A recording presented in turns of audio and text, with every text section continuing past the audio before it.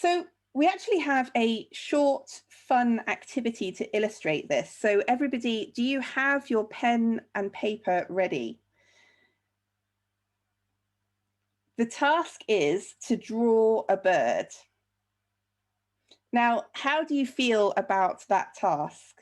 There's a poll that is now appearing in front of you on the screen. You have the drawing equipment, but how confident do you feel about starting work on this drawing? So please respond to the poll in front of you by clicking on one of the options.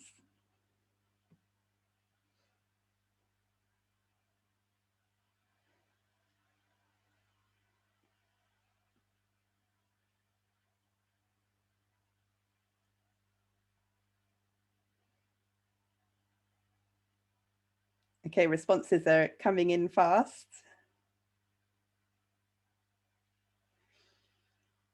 I have a feeling that we might have some artists in the group here today.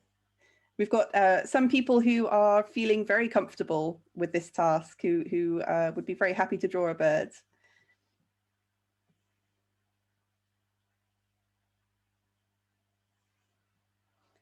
Okay, I think if we close that now, we should see the results.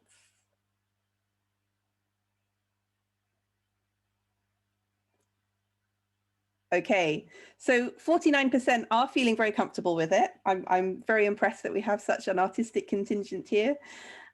We have 33% who would be able to do this with more time, and 18% who are not feeling particularly comfortable about getting started. I think that's actually a pretty normal reaction. I'm going to just step us through maybe what this process could look like to be able to achieve this task. So it might begin with, I don't really know how, or I don't know where to begin. I can do some research, have a look at other bird drawings. I'm still working through some of the details, so it's not quite ready to share. And then eventually a beautiful drawing appears. So here it is. What do you think? We'll put that out for feedback. And let's imagine the feedback says, actually, we really need a flamingo. So let's try that again using iteration. And this time I really do want you to join in with me. So take that paper and pen and any scribble on the paper, like any size, any shape. It doesn't have to be similar to the one that I'm showing you now. Just draw any kind of scribble.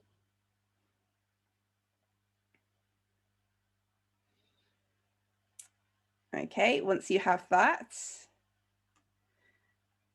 follow along with me. We need to add onto it a beak, so a triangle shape for a beak somewhere, an eye,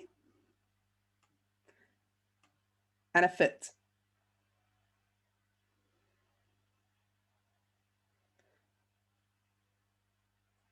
Okay, so I'm hoping that we have now a bunch of scribble-based birds that you can show. So please do switch on the camera and show us your birds.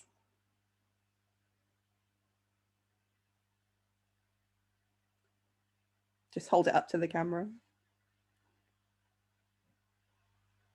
Here we go. Don't be shy now.